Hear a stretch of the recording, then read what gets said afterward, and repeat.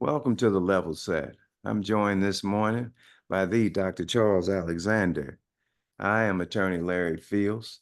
We want to tie a bow on Black August, a month in which we celebrate a number of entities that are near and dear to our community, none larger than the Honorable Marcus Garvey, none larger than the tenets of Black August. And we'll transition from there to one of our favorite topics every month in the Level Set is Mental Health Month. We take no months off with respect to the importance of our mental health, but we'll dive right into it. Doc, as we look at the tenets of Black August and we turn the page, the tenets being fasting, fighting, training, and studying, how should we approach the rest of the year? As we really need to look at it in much the same way that we've discussed Black History Month, in that we ought to look at it either as a commencement or a culmination, but not a singular 30 or 31 days. Yeah. And so much like Black History Month is about the celebration. Actually, it's about the celebration of everything that has occurred, from, literally from March 1st through January 31st or what have you. How many days in January? 30? 30? I believe it's 31, but it's been a minute since I sang that song. So however many days in January. And so that's really what that's about. And that's kind of what this should be about. And so I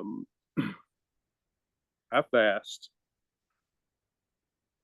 I intermittent fast daily, and then I fast every Friday. So fasting is a part of my life. I get up every morning, I read at least an hour for me. I read at least an hour every day for me. I walk 5 to 6 miles a day for me. So I have kind of I've created a lifestyle in which, I can embody these things because it's good for us, right? And so I think that's what we have to start. That's fundamentally, I think, what we have to be looking at in terms of whether it's Black History Month or whether it's Black August. It is, the tenets are really about our lifestyle. What do we have the discipline and the commitment, right? Can we establish these things and sustain these things in the interest of our well-being? And then the historical aspects of each are about, are also then about our sense of self as cultural and political and social beings, right? And so if we can have all of those things coming together, then in theory we should be, balanced. Then we should be in that space of ma'at, right?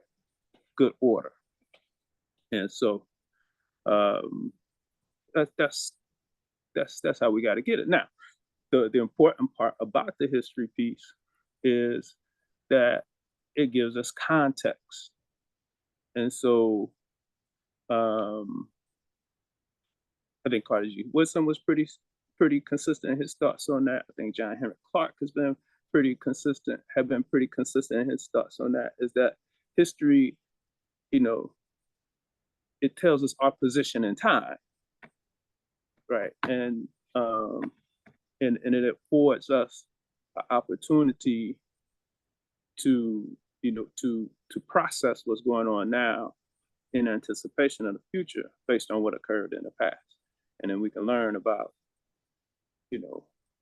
how we confronted this before, what did or what didn't work, what can be refashioned, what can be replayed and applied now, evaluated again, and then again looking to the future. You know, Doc, you raised several incredible issues, and being intentional about all of those things that you talked about are paramount. But I want to talk a little bit about history, and I don't want to get too far off topic ahead of ourselves. But as a therapist, if something happens to me as a 2-year-old, that, I mean, is a reward or a punishment. That never goes away, does it? Uh, Kind of depending on so you kind of at this critical period, and I haven't looked at this particular piece in a minute. Um, but last I looked at it, it was like, you know, so there was a body of science that suggested that those things that happened before two um, aren't necessarily on the radar. But that's kind of there's much more information that probably refutes that, right? And then I guess we could get to uh, I don't know if it's semantics, but so are we talking about do these things, do we remember them, or do they, is it just that for some reason or another, they impact us? And so I would imagine that there are things that occur that we can't consciously remember that have occurred like in that space that you're talking about, that 2-year-old, 3-year-old space. I would imagine that there are things that have occurred that good, bad, or indifferent that we don't that are beneath our conscious awareness. So they're literally unconscious. But given the right circumstance, can be brought forth. And And they so guide our behavior. and definitely impact our behavior. And that's fundamental, and we'll definitely have a more full-blown conversation toward the end, just in time. I mean, because essentially, we're talking about childhood. We're somewhere between childhood experiences and childhood adverse experiences, right? Mm. And even that construct, which is the adverse childhood experience construct, ACEs, is really predicated on 0 to 17. So implicit in that model is, you know, uh, prenatal to 2. Mm-hmm. And so And again, so you may not have a conscious awareness of it, but I guess at a level there can become this predisposition mhm. to whatever. And so I bring that up in the micro sense, but the point is, and I'm going to make a huge jump to the macro sense, that things that have occurred in the arc of history um, that impact our behavior are present to this day. So to a large degree, history is present. And, so, I mean, if in fact we're impacted by history, I think we go beyond looking at game film when we study history. We need to study history to figure out why we are acting the way we are, why the society is acting the way we are.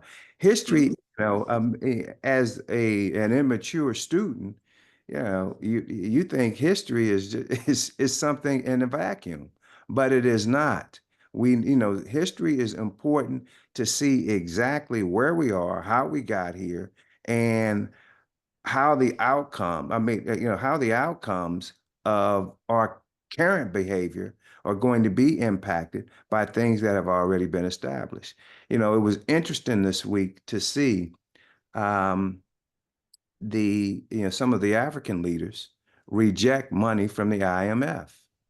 And anyone that is a historian can tell you that part of the disenfranchise and the destabilization of Africa is based on funds from outside sources that have corrupted it. But to see these, present day African leaders go back and pull a page out of Lumumba's book, out of Nkrumah's book, and bring those to this present day is probably one of the best examples we'll see all week of the impact and the importance of studying your present and the past. Agreed. And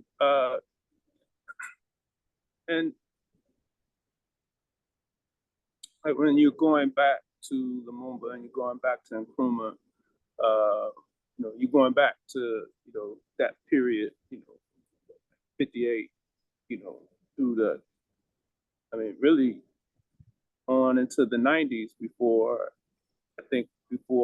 the entire continent is like literally free of colonization.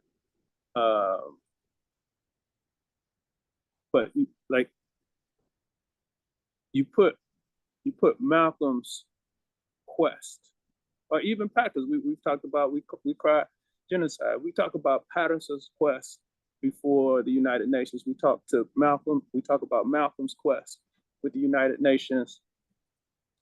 Each of those, even in the light of what we could even consider like a middle-aged history of Pan-Africanism, they didn't really stand a chance. Those were things that needed to absolutely be done, but they didn't really stand a chance. There was no African heads of state to receive Patterson, right?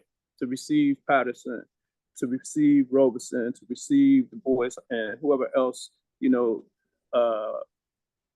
played a role. I mean, there's many signatories on that declaration. We cry genocide, but the United Nations in and of itself was 7 years old at the point in time that they did that, and certainly there was no Black African head of state. Egypt might have been involved, but again, no Black African head of state to meet that. Then when we get to Malcolm, whatever leadership exists is fragile because it's new. They're just free of the colonial powers, and we see with both Nkrumah and Patrice Lumumba a belief in this narrative that they had received in their education that somehow or another America was this bastion of freedom. America turns their back on them. They avail themselves to the USSR. Now the United States says they're a threat. So of course they killed Lumumba, but they needed that threat just for pretense, right? Because what they wanted was the uranium. What they wanted was the mineral wealth to fund, to fuel, all of their energy needs, primarily their military needs.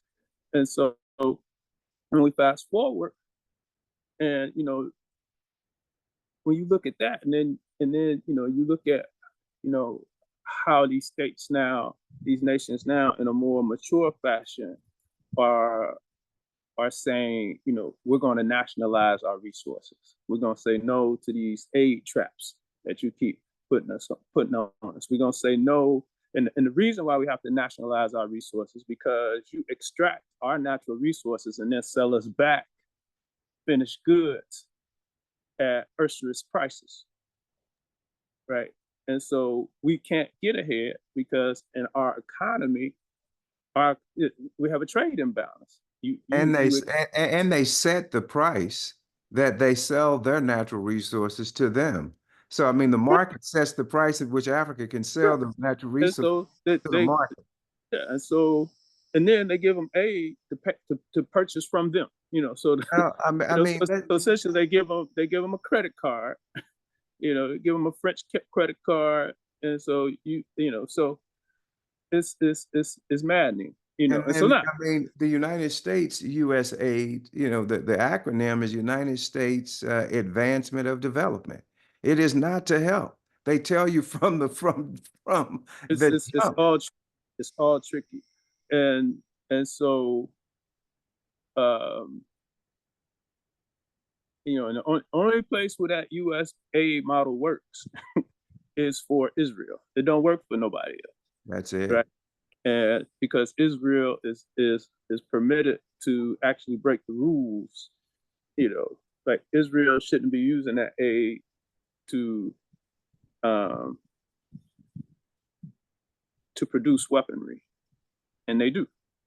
So not only do they purchase, you know, not only do they purchase a military, you know, weapons grade materials and science and technology from the U.S., they also use a part of that $3.6 billion that they get annually to fuel their own weapons manufacturing, and they can even buy from themselves using the same money that the United States gives them. So they have a vehicle, they have a cash infusion and a vehicle, like they're literally a pass through to their economy, right? And so that's really just United States tax dollars. And so yes, we if we're struggling, to kind of get back to your original piece, if we're struggling with the day to day and being able to, do the deep dives and get an idea about what these things mean, what, what occurred in the past, you know, what occurred in the past and how that impacts today and how it could and should impact the way that we perceive it today. Um, we need that perspective so that we know what it is that we're going through and we know what it is that's going to happen. And again, if you're caught up in that day to day and you can't necessarily get to that all the time, that's why we need reflective periods of time like Black August and Black History Month, Kwanzaa. We need those cultural pieces.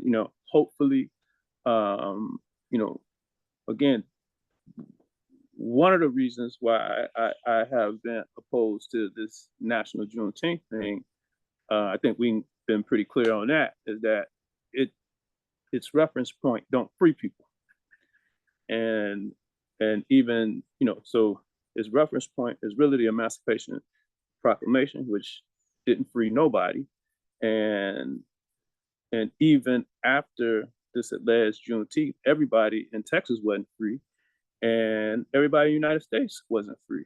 And it was ultimately in the United States. What we have to know is that it is the 13th Amendment that abolishes slavery in the continental United States. And even with that, there's still another caveat, because in the territories, there was still slavery for another year because the Creek Nation held Africans. They hadn't they hadn't ceased their fighting. They fought with the Confederacy, and they didn't sign their treaty with the U.S. until July of '66. But they weren't considered a state. So that's why that distinction between continental states. But anyway, hopefully at some point, Juneteenth becomes more of a reflective time as opposed to a celebratory time, right? Because I mean, I could probably appreciate the need to celebrate what occurred. I mean, to reflect on what occurred, but this thought that we celebrating the end of slavery is a false narrative. So I ain't celebrating that because that's not what Juneteenth was. And so we have cultural days, and weeks and months, right? We have these cultural times that we could really utilize to be more thoughtful. Like we shouldn't see handbills about the Sunday night turn up before Dr. King's birthday, right? We folks shouldn't be having sets at clubs because they ain't got to go to work on Monday morning. Allegedly because they're somehow, you know, paying homage. That's really a kind of a distortion of who he is, what he did, and why he died. And so that's what, again, that's kind of what we got to take from these types of things, is that it's about creating in yourself the discipline to sustain you daily, not for the month, not for the week, but daily, for the month, for the day, the week, the month, the year, And on and that's on. why it was important for you to cover your daily schedule. I think that's important. Number one is my yoga instructor states all the time, you can't pour from an empty cup. But you have to be intentional every day about these things. Everything, I mean, so when you either put a to-do list together, or this country will give you a to-do list. So it means either or, but you're going to have some things to do, even if you don't do them. You're going to have some Mhm. things to do. And so it is extremely important that we remain intentional, just as you delivered earlier in the show. We have to be intentional about these things. And I'm going to give you a hint. If your to-do list doesn't have anything on it that doesn't free you, you probably need to edit that. And when I mean free your mind, body, soul, and advance you. Because we can really get caught up in ceremonial things that, is busy work, because as slaves, being busy is important, and looking busy. And that is still very much in our epigenetics. That So, is still a I bought a book not long ago that talked about rest is a revolutionary concept, and reflection, also along those lines. But everything that you talked about, when was the last time you heard a political campaign that said, look, we need to read, we need to fast? It's ironic that you said that. Now, you and I haven't discussed this, but our fasting schedule is pretty much the same. Um, and my that has been my fasting schedule since I was a teenager. Every Friday, just about, I would fast, and I've gotten away from that some. But that is, I do the intermittent fasting as well, and working out is part of my daily regime. I took a day off this week from working out. I didn't know what to do, but and that's not good. I mean, you can become a slave to your pedometer, you can become a slave to your Apple Watch, and so forth. But those are things, and then being intentional about studying. Studying should be a part of your daily routine. I don't care if it's 10 minutes, 15 minutes, but we need to read something that we are typically not, that may be outside of our sphere, as well as periodicals, and staying, and balanced in our professions. absolutely. And I mean, again, as you said, like, how long that practice has gone back for you. Like, I didn't know that. I didn't know I was fasting when I was in high school, Right. because I wasn't intentionally doing anything.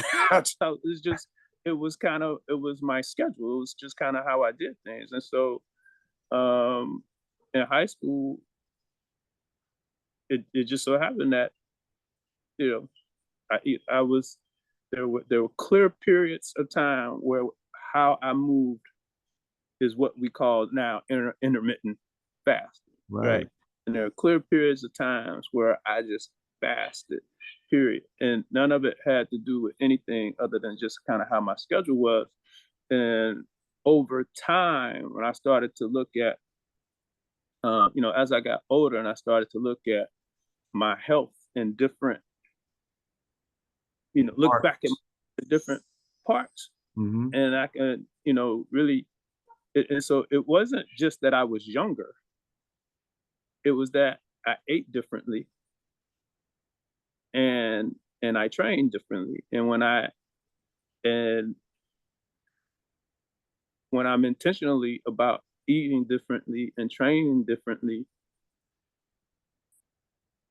and that mirrors when I was younger, Hmm. then I look like I'm younger physically. You know what I mean? That the truth?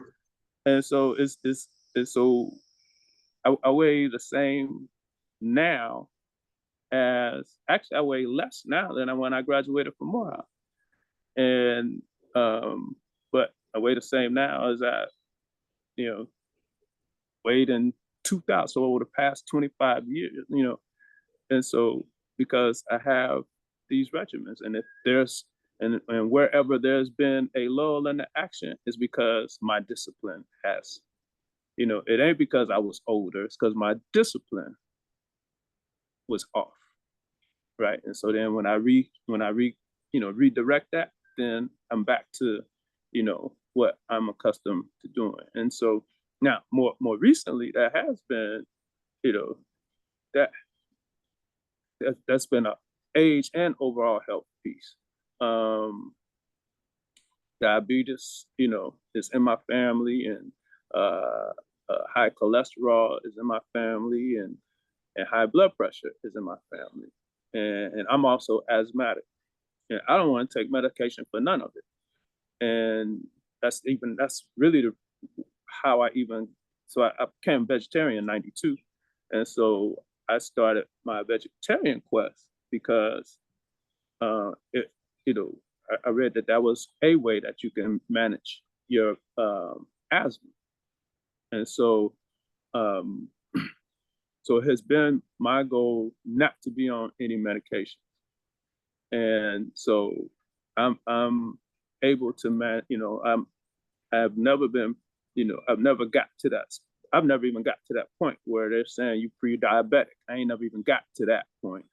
And but I have had points and times where I had consistently high, I've been in that, high blood pressure range. And and the most recent time was actually about a year ago. And brother was like, I'm gonna prescribe these meds for you. I said, no, I ain't gonna take them. And he's like, if you don't take them, if you don't take them, when you come back to me, if your numbers are still high, they're gonna come take money from me. I said, Doc, don't worry about it. They ain't gonna take no money from you. Mhm. So I tweaked my regimen. I probably had gotten down to maybe 3 to 4 miles. So I'm gonna do 4 to 5 miles. So I intensified my workout, and I added beet juice to my diet. Beet juice is high in nitrous oxide, which is a um, um, dilates, so expands your all of your tubes and vessels and all that kind of stuff, so and so vasodilator. And so now my numbers are all good. And he don't write scripts no more. And I ain't got to not take them. And I ain't got to go pick them up. And I ain't got to do none of that. But again, part of that is all I had to do really in response to getting that number was that time that I get up every morning and study instead of whatever I was studying before. A couple of mornings I was studying how do I get this number back in order without taking this stuff. How do I continue to ward off diabetes, and how do I continue to ward off high cholesterol? So that just informed what I would read at a particular time. And so, but that's the discipline, right? So when I have a question, this trusty computer that I walk around with and talk on sometimes, uh, I I hit that thing, and I see, I I try to find out what it is I need to do to be okay. And that's just vital. And what we've got to understand is that we have transnational corporations that are incumbent upon us remaining ignorant. Mhm. And that ignorance manifests itself in a willing body of individuals that are going to consume medications, that are going to consume that you know, the medications that are the result of us consuming horrible things that we place in our bodies.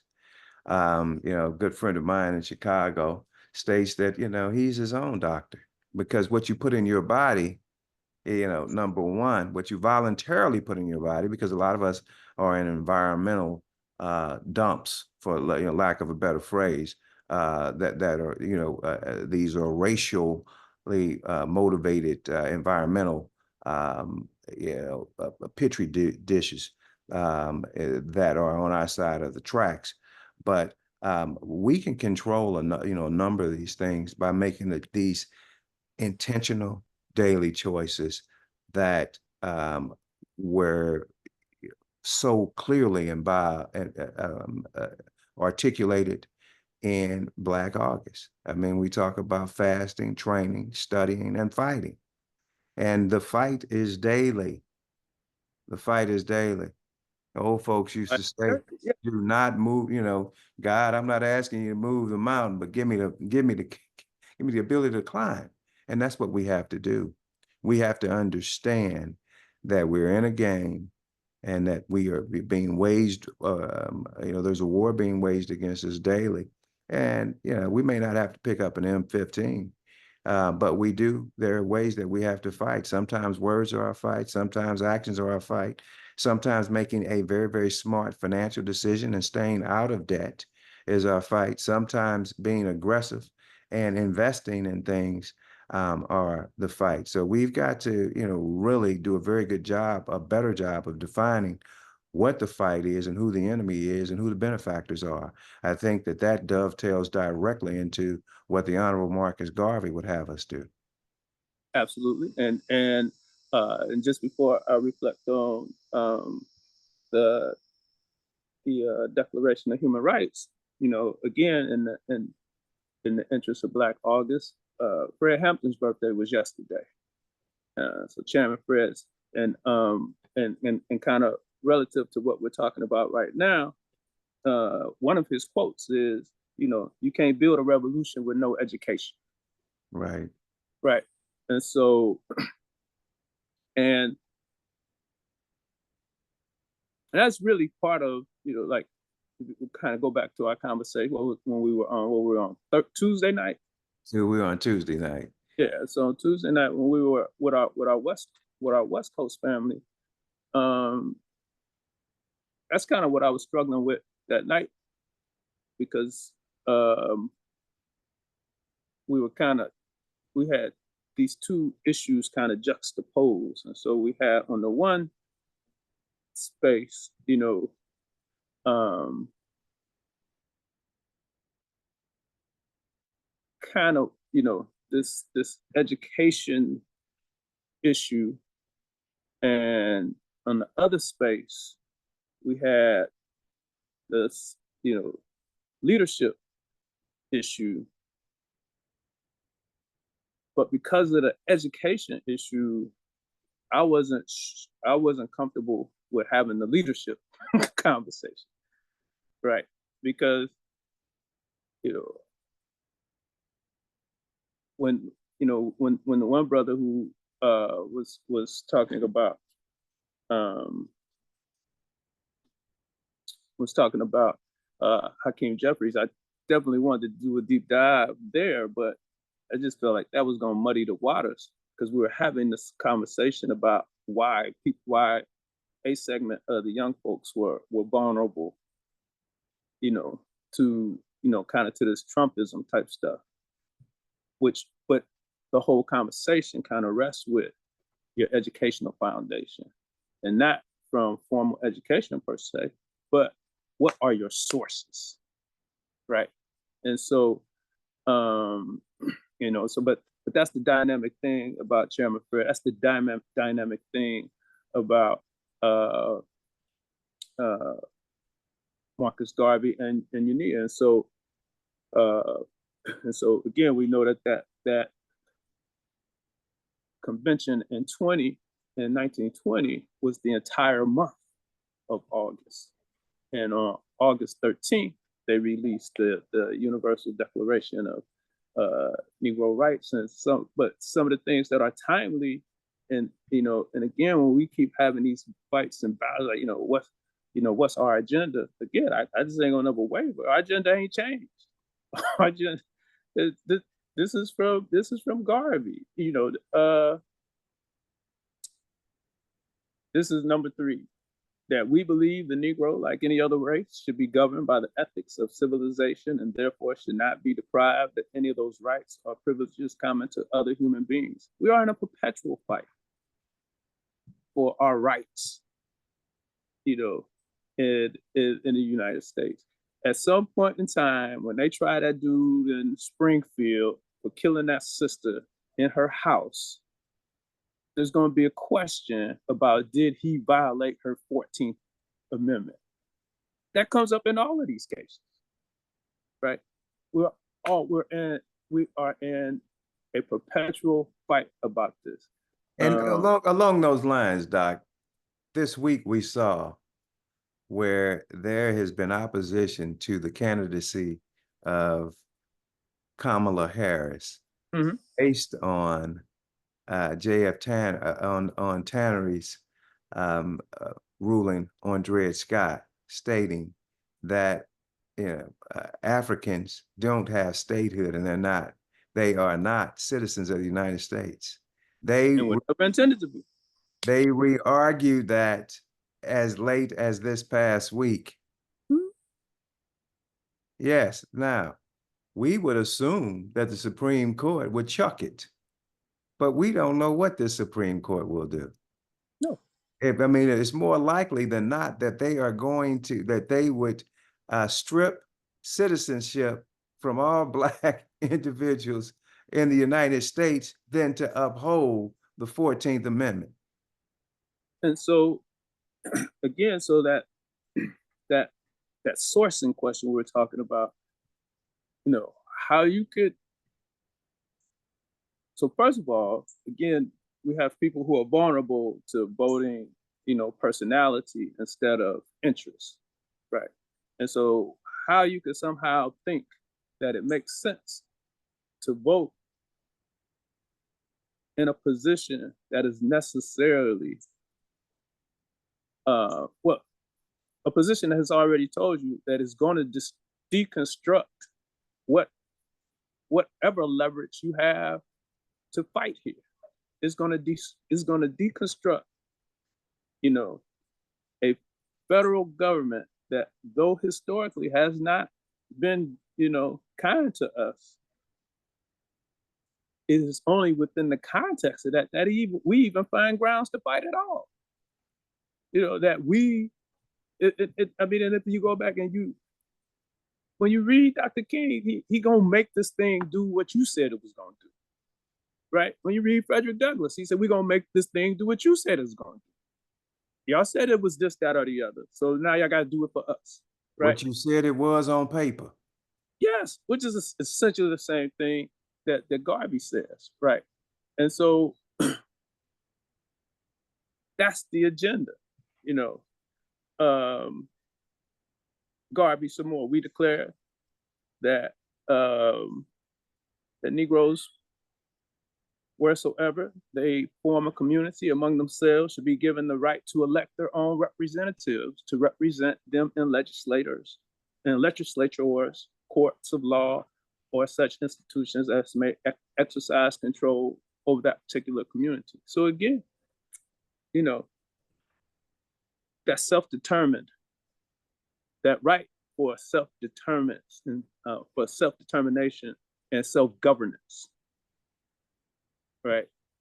We have the ability to vote that stuff in place, but what I do think, and I referenced this the other night, and other people did too, is we do have to be careful. We got to be careful about we got to be more thoughtful, I'll say, about the narrative. And we do have to be careful about, how, our characterization of who doesn't know what, right? Because, So I live in the Southlands and in south suburbs of Chicago. Man, all these places are like 60% black. Homewood is 60% black. Olympia Fields is 70% black. Flossmoor is 60% black. Matson is 70% black. Hey, all of this. So we have all of these resources, right? This is a bastion for black home ownership. We outperform the national averages. We have sound public schools, right? Um, and within that, we have emerging, still emerging, you know, um, um, municipal governments, right? We're kind of a little upside down in that space. I think we do pretty well, at the state and federal level in terms of who's representing what districts and areas. I think we do that part right, but we're still having to shore up our presence on school boards and the municipal governments. And even when we have black folks in some of our municipal governments, we got to do a better job of holding their feet to the fire and replacing them as often as necessary. And so, but given that,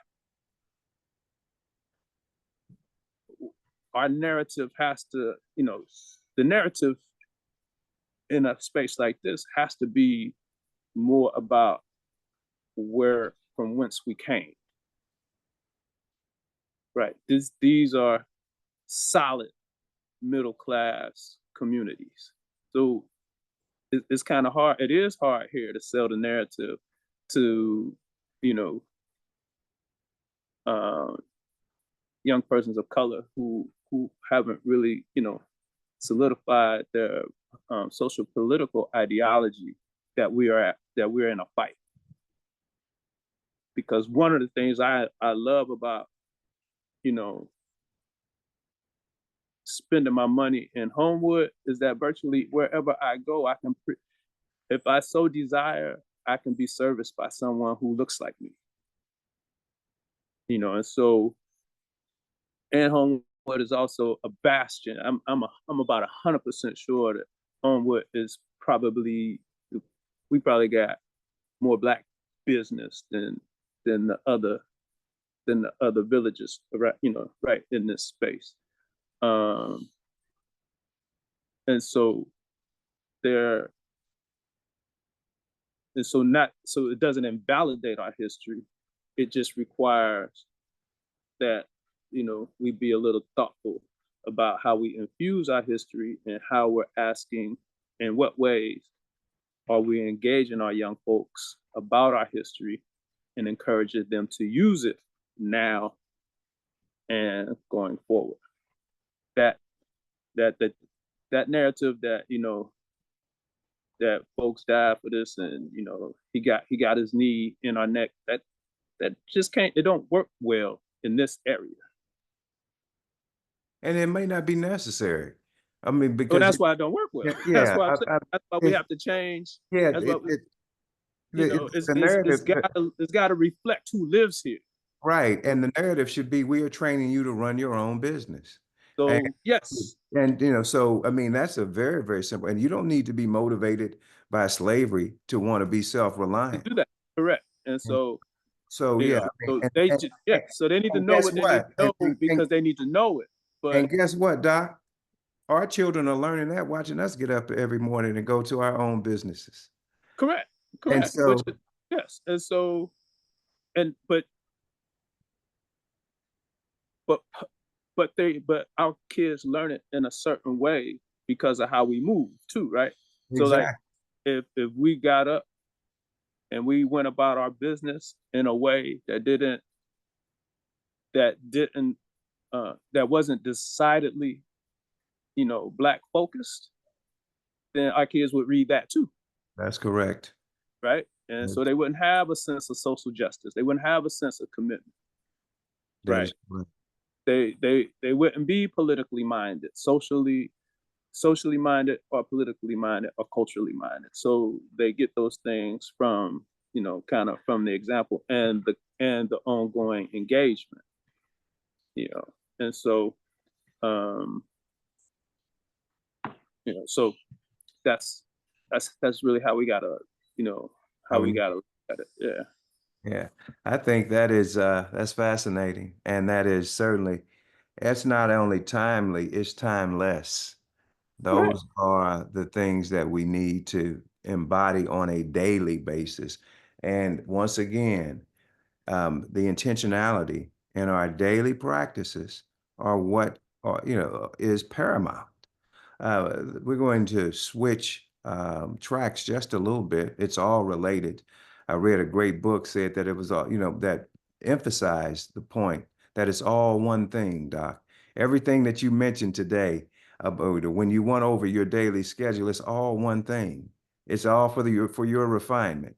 And we're going to move to mental health right now. And this is we are on the precipice of September, which Hmm. is designated by others. It's always designated by the level set as Mental Health Month in some vein, because there is not a day that you're on this earth that your mental health is not important. And Doc, so I'm going to, gladly defer to you. I almost sit like my children, sit when I read to them. To this day, if I start reading the book aloud, they'll come around. But when we engage in this mental health space, I am fascinated. My original major in undergrad was psychology. And I worked as an activity therapist under the incredible Dr. Amanda Murphy, whom son I will get Lord willing get a chance to spend some time with today. Doctor, I lucky. So, Doc, with no further ado, please. Yes, yes, yes. And again, to that point that you just made, in terms it's all related, always a good opportunity to bring in, Charles Hamilton Houston. And he said it's one fight on many fronts. Performance. That's right. And so you are correct. That's what all of this is And the about. other thing that he said that he doesn't get credit for is that white folks don't get a chance to use up all the good stuff in society. He's, he said we got entree to that too, and that comes is related to your frat brother Reginald Lewis's title of his book. Why should white guys have all the fun? They have all the fun. Yeah. Uh, but Um, some on August 13th, I believe it was, President Biden proclaimed that September would be Recovery Month. And so Recovery Month, meaning, for those folks, this would be a month of awareness for those folks who are recovering from substance use and abuse types of issues. And and I spoke briefly yesterday at an event sponsored by one of the entities that I consult with here in the Chicago area, HRDI and Friend Health. Um, they had a kickoff event yesterday at their methadone clinic for Recovery Month, and um, and I use it yesterday, just as I'm about to use it now, as an opportunity to kind of reflect on your earlier question about those things that occurred at 2 and 3 and da da da da da, um and so when we're talking about substance abuse and we're talking about adverse childhood experiences, what the data well first let me go back and give a little context what adverse childhood experiences. Adverse childhood experiences, that concept comes out of some research that was conducted by University of California um, and Kaiser Permanente Health System, I believe it is. And so they had like 17,000 um, white folks who were under care for, existing medical conditions. And they hypothesized that there was a relationship between their childhood experiences and their health. And what they found was that 60% of the people in their study had at least one adverse childhood experience. And that could be, divorce, um, abuse, neglect, you know, poverty, violence, any of those things. Okay, and there's scores of things that could be considered adverse. So 60% of the population had at least one. 20% of the population had three or more. And they realized that there was a dose-dependent relationship between the number of ACEs that a person has and his or her mental and physical health throughout life. So back to your initial question, the data heavily suggests that there is a relationship between those things that happen to you from 0 to 17 and your later life experiences, right? Now they ran it back in like 17 from 1970, from 2017 to 2020. They ran it back, and guess what they found this time? What they find this time? Still 2/3. So it's still 60%.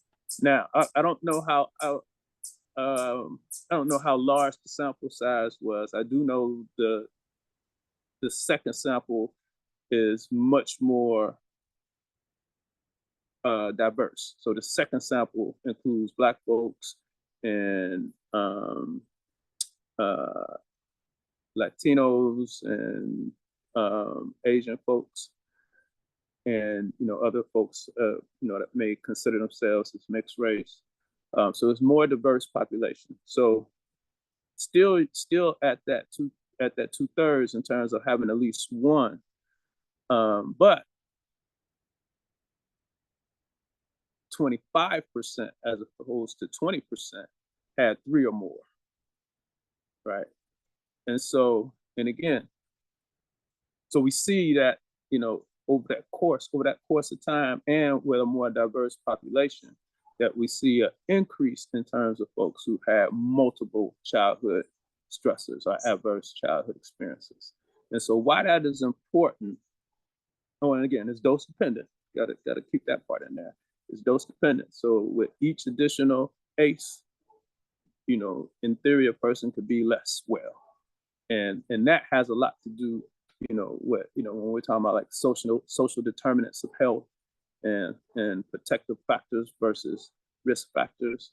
So a protective factor is growing up in an intact household that's well resourced. That's a protective factor. Going to a well resourced school is a protective factor. Having safe places to play after school and during the summertime, well supervised, all of that is protective factor. Anything less than any of those things is a risk factor. Okay. And so, but why that is important relative to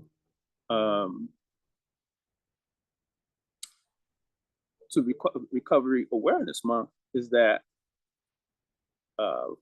for there persons who have three or more ACEs are about 4 times more likely to have a substance use problem.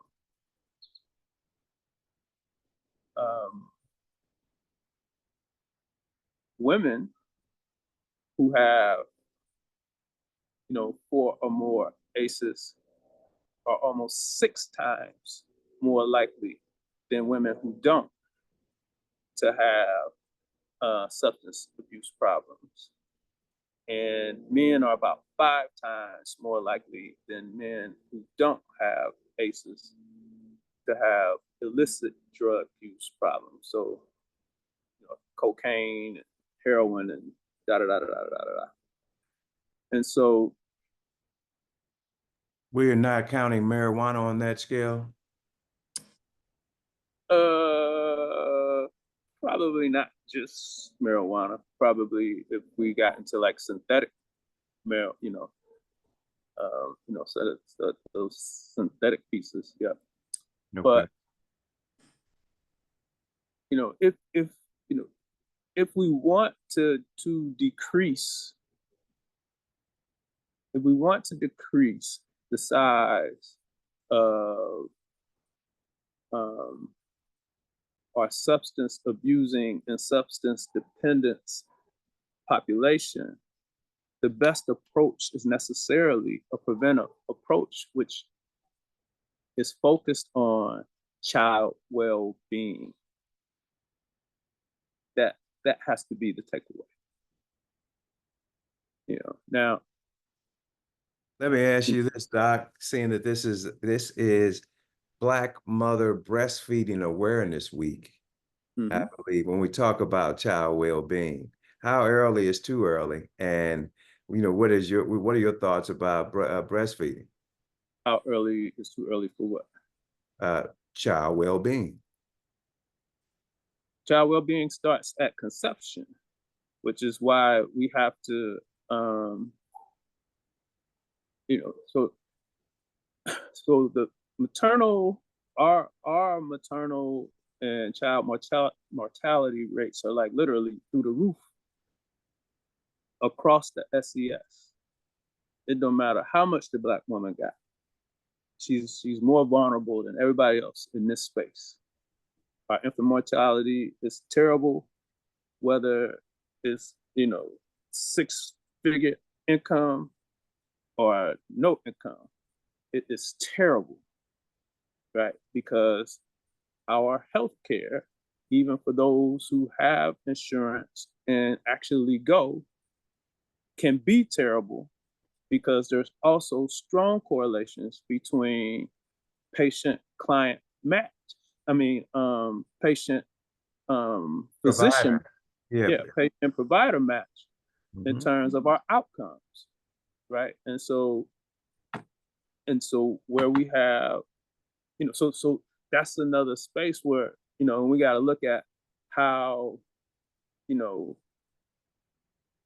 education, you know primary, intermediate, secondary, post-secondary, graduate, how all of that has to be intentional because it impacts the provider pool that is necessary to keep us upright, right? And so when we don't have, you know, pediatricians and um, obstet- how you say it, Obstetricians. them, obstetricians and gynecologists, Gynecologists. we All right. don't have them. That is a risk factor. When we don't have them, that is a risk factor, right? And so, and then and if you don't grow up with a routine of going to see the doctor, and you don't grow up with a routine of knowing your body, you can get a little far into a pregnancy before you realize that you know you have another emerging life inside. And if you had unhealthy, you're probably okay if you got healthy. Well, not okay, but better off, I'll say, if you got healthy lifestyle. But if you already a little off just in terms of your lifestyle, you are necessarily compromising that child's life. And if you are attached to a person that's unstable in their lifestyle, even more so, right? And so, so that child well-being, for those persons, and so and that's the other piece. We have all of this. We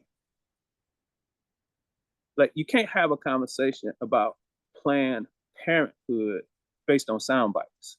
You got to read the history for yourself. You got to learn what the concept is about, right?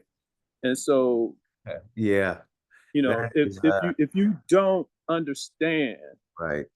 that, you know, the the best body for a child to be born into is a healthy body. And so you need to be intentional about bringing that child into that healthy body, right? And we need to be both parties need to be intentional. You know, both both parents have to be intentional in order to birth, to conceive and gestate and birth a healthy child requires intentional behavior on both ends. Do we have Dr. Cole, do we have any data on the impact of weed and alcohol on the male that births a child? So in other words, you've got a male, what it does to the sperm? yes, what it does to the sperm. I imagine there's some. I'm not aware of anything like right offhand, but um, I mean, we do know that there are certain, um, there are certain genetic things that are carried, you know, you know, through, uh, through the male's DNA. So, um, I would imagine, yeah, that there are things. I just don't know what the full range of those things are, and I wouldn't be surprised to what degree, um, you know, like that epigenetic loading for a person that might come from a whole lineage of, you know, substance use, like how that builds and then kind of gets carried. I can take a look and we can revisit that at some point. But um yeah, but like all of that matters. We know all of that stuff matters. I mean, I would imagine that just at a base level that in terms of some of the other things that occurs, well, like one of the things that we don't think about overall is that we don't think about malnutrition because even like malnutrition, our understanding of malnutrition is so off. When we think malnutrition, we think starving people.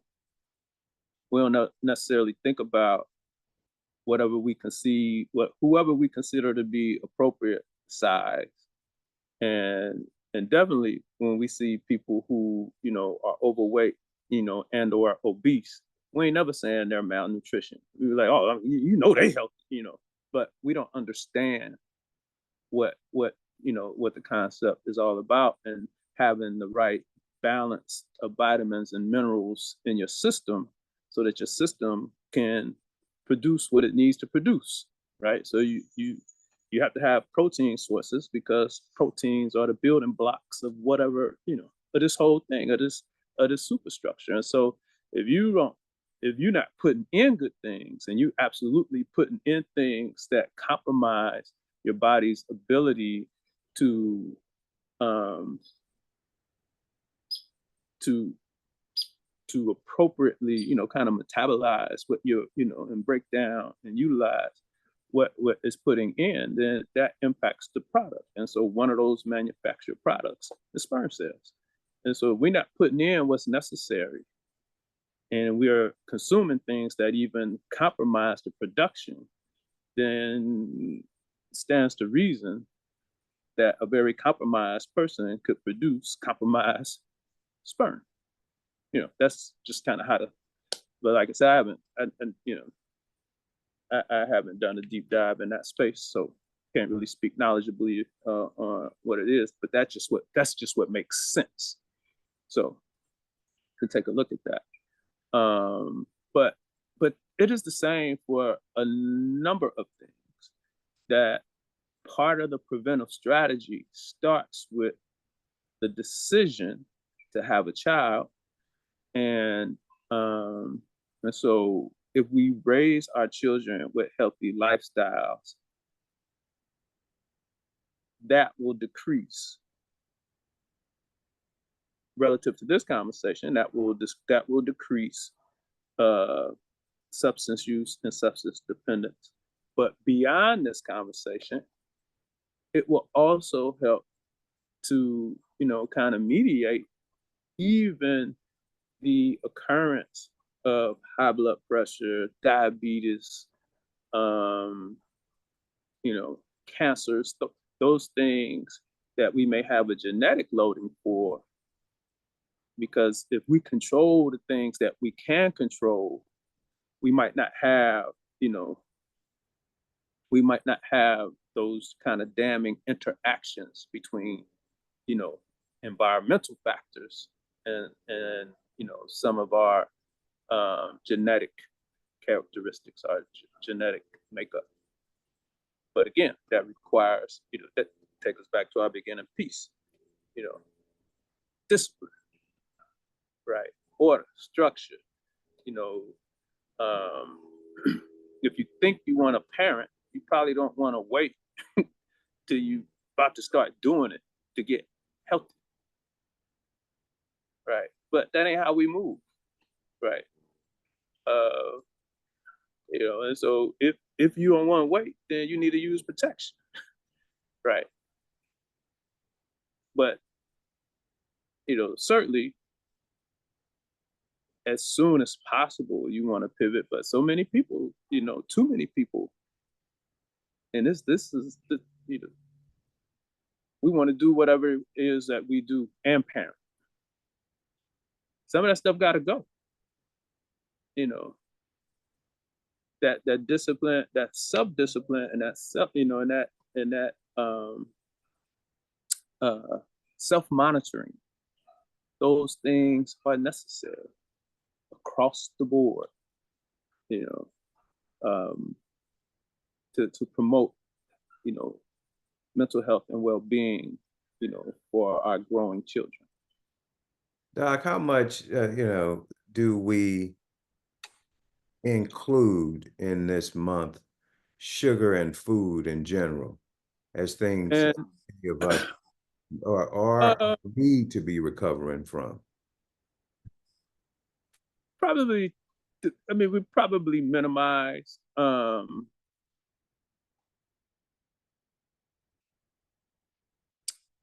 There was just 2 days ago. I think it was Thursday. I think Thursday. NPR on 1A, which is a good show. People should try to check out on NPR.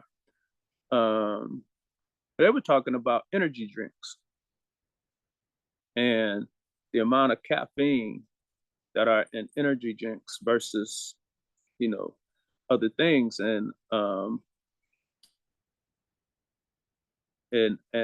how that stuff impacts, you know, young people, and how it's being, intentionally targeted towards young people. And, like in the clinical space, there's X number of times where I end up with, a young person in front of me, or even a young person and a parent who are telling me about, just so anxious and jittery, or maybe he's not anxious, he's hyper. And and the Joker's got a steady diet of Monster and Red Bull. And then you got high school students and college students, starting their day off with 8 to 12 ounce cups of coffee, and and espresso, and all of this stuff. And so they have all this caffeine in their system, and it gets you kind of jittery. Doc, But it does more than that. It gets you jittery. It bothers your your heart, in fact, It, and it, expedite. Well, that's what's happening in that jittery. And yeah. so when your system is on alert, then that causes, you know, that creates this I don't know if it's artificial, but Oh, 1 second, it's Doc. Keep going. mhm. Keep going. It creates this situation where your uh increases your blood pressure and your heart rate. And so these just not places that our bodies are intended to be for long periods of time. And so yes, the caffeine impacts things. I think the research is kind of mixed about sugary drinks. I think there's probably a greater problem with sugary drinks with high caffeine than there is a problem with sugary drinks by themselves. But that probably depends on the research as well, like the source. So you just got to kind of make some decisions kind of based on how your body responds. But like as you get through high school and you get into college, you have, and in graduate school, you have young people intentionally, binging on caffeine. So, you know, either they could stay up longer to study, or they could stay up longer to kick it, right? And so at a point, you literally burning the candle at both ends because you're taking all this caffeine so you can stay up. And then you do just that, and then you're not getting enough rest, right? And so Doc, now you're doing things Doc, that are weakening, all of that stuff together. You're weakening your immune system, right? And so you just create these vulnerable states. I will give you a personal experience. I began drinking Starbucks dark roast. I wouldn't add anything to it other than stevia. And unknowing to me, unbeknownst to me, as the Erudites would say, uh, I wasn't getting REM sleep for years, Mhm. for years. So I then, I get off of coffee, go to green tea, still caffeine in the green tea. So my body now, and not realizing the immune system. What's my body's natural reaction to it? My body's natural reaction to it is to fear, to think that we have a hostile source in our body. So my immune system overreacts. My And immune, and I think that's what and I think that's across products. Is that people have to, like, I quit eating ice cream um when I was maybe in my third year of my doctoral program because um, I didn't feel good the day after. I would be very congested, and but I had made it that was same realization about milk in high school. I quit drinking milk in high school because I realized that I was getting congested, and so when you're talking about food in general, that's when you start to see, manifestations of food addictions. When you keep consuming things in spite of the fact that it ain't good for you. B, you're aware of the manifest, difficulties that you have relative to this particular whatever it might be, and you continue to do it because you like it. That's an addiction. When you right. continue to do it, in spite of its adverse effects, you can call it, whether it's a physical, or kind of a mental addiction or what have you. You can debate that, but when you know that this thing ain't working for you, then there's some level. of dependence on that. And so, um, but so like I realized that about milk, and then I eventually realized that about ice cream, and like even now, I'll have um if I if, if I got time in St. Louis, I'm gonna go to Ted Drew's, and I'm gonna get me some. I'm gonna get me a frozen custard. But if I don't, I'm gonna have one or two blizzards over the course of the summer from the local Dairy Queen in my neighborhood. But hey, that's frozen custard and or soft serve or whatever. But again, that's gonna be three times in the course of a year. And that's bigger than you. Apparently, that is an African American rites of passage for those that went to Webster, um, because my Oh, Ted Drew's.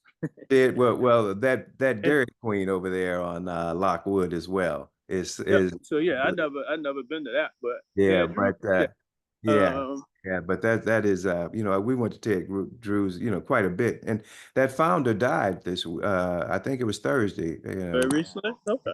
Yeah, founder died this past Thursday, but yeah, I mean I But think like that's I said, it's like I was in tune with my body to that level to know that stuff I, that ain't good for me. And again, and as I start to get a better understanding of my own, compromised respiratory system, then I make decisions. That inform my decisions with dairy also. So right now, what I do eat, that's dairy, and why I'm not vegan, is because I like cheese, and cheese, I tend to process cheese pretty well. So I don't have the discomfort and congestion because of the cheese. So, uh, and I eat real cheese. Like I don't eat the little packaged singles. And so, like processed stuff, synthetic stuff. But you know, you got to know you got to know who this thing is. That is you. And you got to know when there are things going on. But so yes, but it's like so let's say you grow up in a household, a child that grows up either housing insecurity or food insecurity. That's a pathway to just poor health habits otherwise, right? So those are adverse childhood experiences that can then so economic or poverty, housing insecurity, food insecurity, there's probably some nutritional issues, right? There's some nutritional deprivation, right? Some malnutrition, da da da da da. Those things have an impact down the line, right? They have an impact down the line, physically and emotionally. I mean, you grow up without anything, and everything is a struggle. You're vulnerable to anxiety and depression, right? Um, if you grow up in that situation, the adults in your life are probably anxious or depressed. So that's an ACE too. To have a family member that has a mental illness is an ACE. To have a family member who has a chronic health condition is an ACE. To live in a household with domestic violence is an ACE. To experience divorce or separation where one of your parents is out of the home is an ACE. So these things add up pretty easily, particularly for a community that is in general vulnerable. and what's important is that we need to understand that every child is subject to ACEs. Every child is vulnerable, Yeah, which every is child. why it requires intentional behavior to Man, parent. Now, so here's another thing, another Black August thing. So let's pivot back real quick to Black August and W.B. Du Bois since he passed in August. So And so, and this again, this is, in this conversation about Planned Parenthood, W. Du Bois, you can Google it and you can find writings. He's very clear that every all black folks ain't supposed to be having kids, right?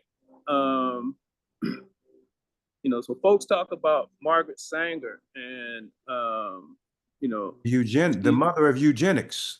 well, she's not necessarily the mother of eugenics, but that's what That's we what I say call she is. That's what I And call and No, no. the eugenics movement predates her. Yeah, I But what know. she Absolutely. is she is, you know, that champion of Planned Parenthood. But she wasn't doing that work by herself.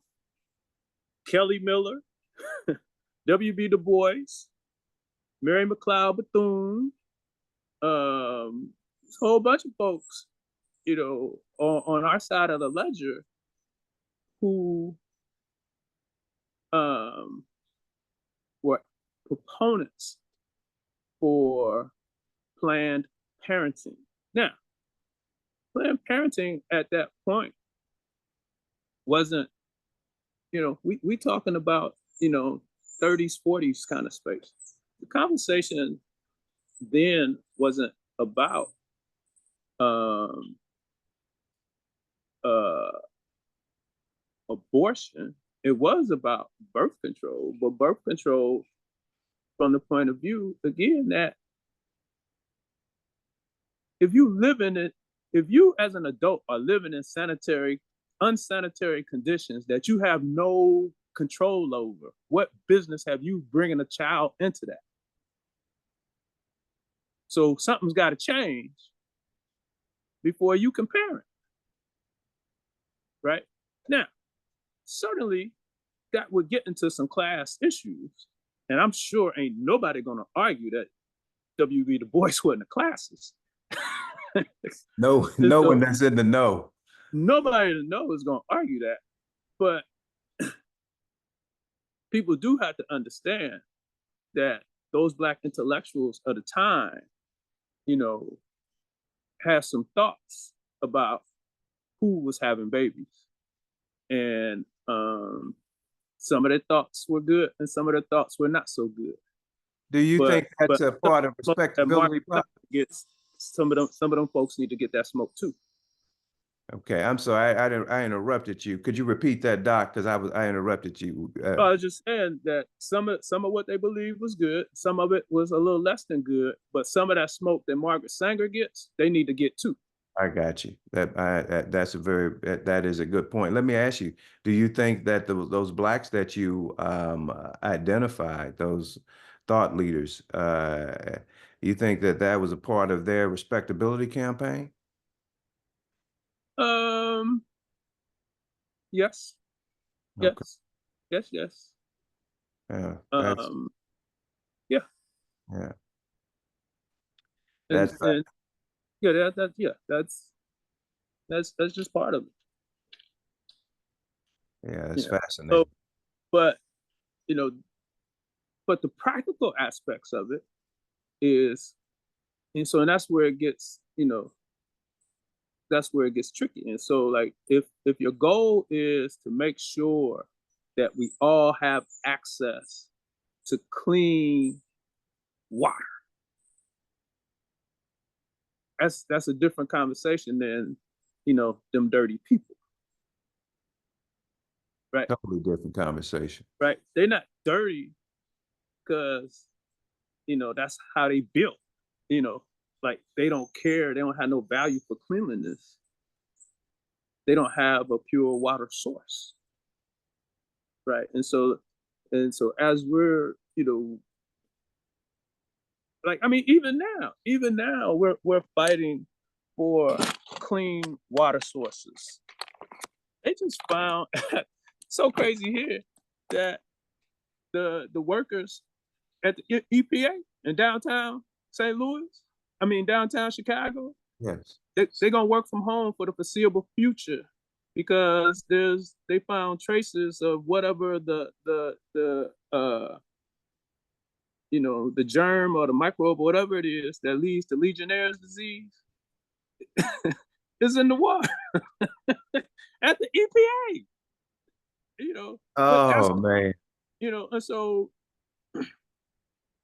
that's a real fight for us today, all Wow. over, and and it's crazy here when there's something going on somewhere, and these jackleg preachers be having these bottled water shipped. We're gonna ship it to does that Chicago got more lead pipes than anywhere in the nation. Why are you shipping water anywhere, preacher man?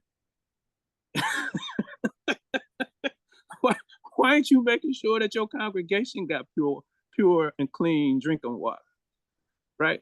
And so, but that's the problem when we're not well sourced in terms of our information, and we do these things. First of all, it's bad to do those things because it ain't sustainable. You ain't gonna keep shipping that water to them people. So really, you're doing it as a photo op, right?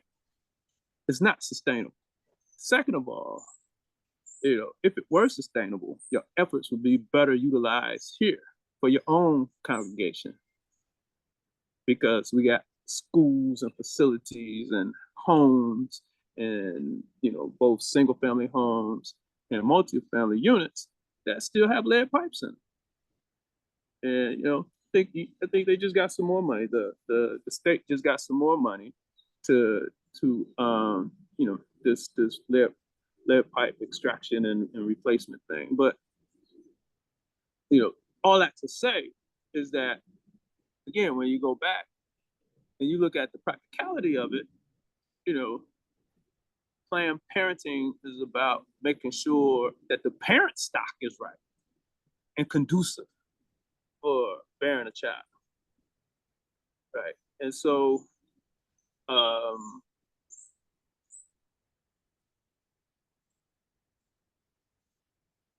we have to contemplate that, um, definitely when we're looking at maternal health and our maternal uh, health outcomes. Was sister healthy at the time of conception, right? That is, Because go right ahead, doc. yeah, I mean, because carrying that little person is going to be quite it's going to be quite the toil, right? And That is so if your system was compromised to start with, it only gets worse. And so it just ends up being, again, we just got to think about Planned Parenting in just the most practical terms. And so right now, the Republican Party and knucklehead pastors have made it synonymous with abortion. Planned Parenting is about, um, prenatal care and women's care otherwise, so that you're healthy before the pregnancy. That's what it means to plan parenting. that's despite that's yeah. That's this that's what it's about. Yeah. that's what it's about now. Despite what some believe the foundation of the organization was, that's what it's about now. Planned Parenthood, I don't think Planned Parenthood got into abortion until after like the Roe v. Wade. I think it's Planned Parenting itself doesn't really get into abortion until like 73, something like that. You know, that's just not really what they were doing. They were doing things to make sure that women were fine. Um, I mean, you probably remember when we were in school. I mean, definitely Alpha Pi. I don't know about Mu Pi, but definitely Alpha Pi. Alpha Pi was very, very involved in Planned Parenthood. They sponsored, you know, workshops and little, speaking engagements for Planned Parenting on Clark's campus all the time. And, the sisters over the AKAs at Spelman, did a very good job of that as well. I can remember, and I believe the Deltas as well. They did a great job of promoting sexual health as a whole. Mm-hmm. I can remember having conversations with them.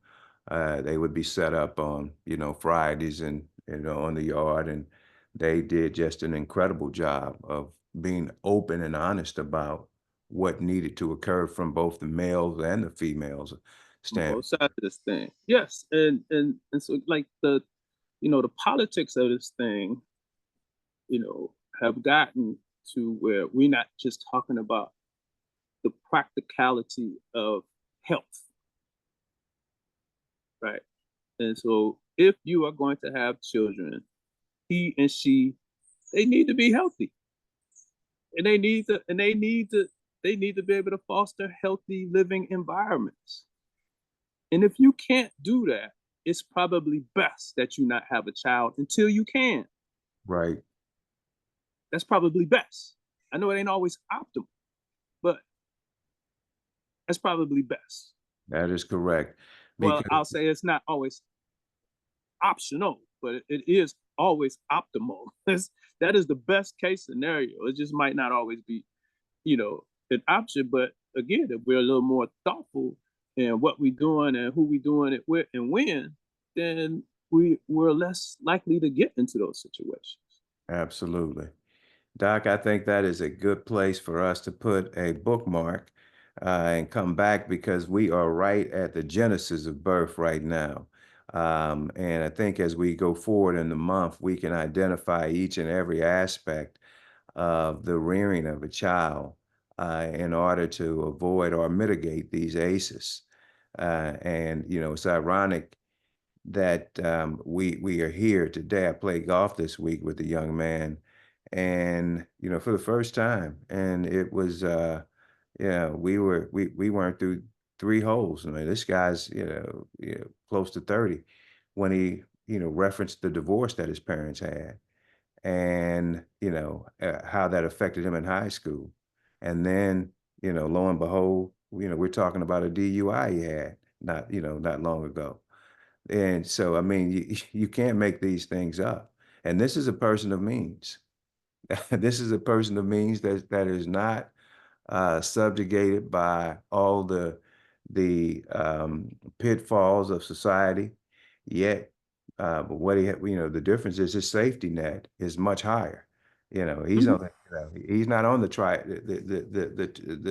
trapeze, but his safety net is right up under his feet.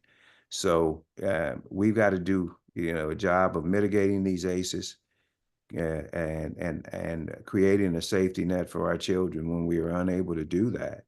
That allows them to restore and maintain their humanity to carry on the mission in which they were birthed for. As we wrap up this month, Doc, give us some insight on as to give us some working points that we need to take to the end of the year, if it's the Lord's will that we see. So you gotta pick that thing that you wrestle with and master it.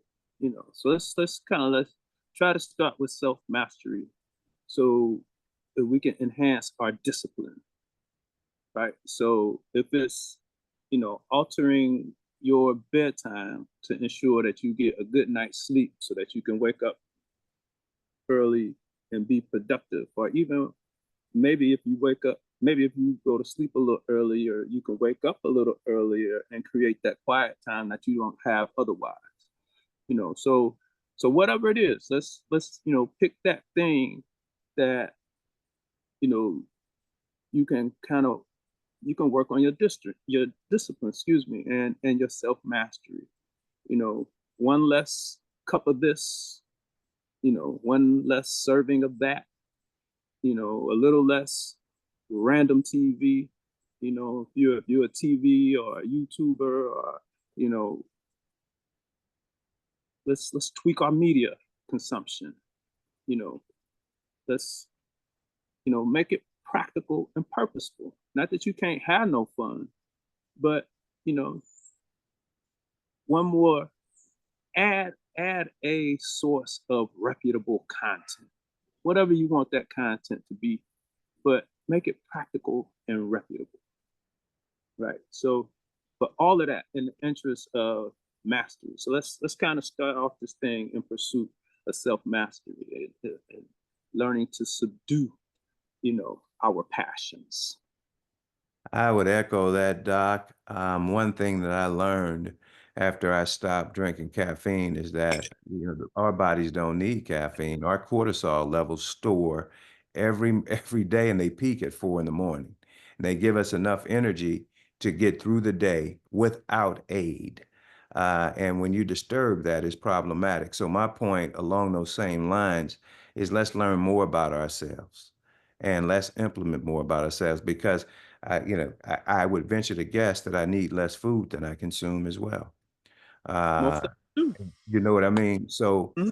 Mhm. and as you talked about those hormonal imbalances, the fact that we are craving salty sweet after 11 p.m. suggests that there's a hormonal problem and that we are not not providing the nourishment to our bodies that we should. So let's pay attention to our bodies this month. Let's be intentional about that. And as you indicated, let's add something that will allow us to be our best versions of ourselves. And on that note, Indeed. we're going to sign off for Dr. Charles Alexander. I'm Attorney Larry Fields. We hope that you have an incredible holiday weekend and that you're safe and that you're thriving. And if it's the Lord's will, we shall see you next week.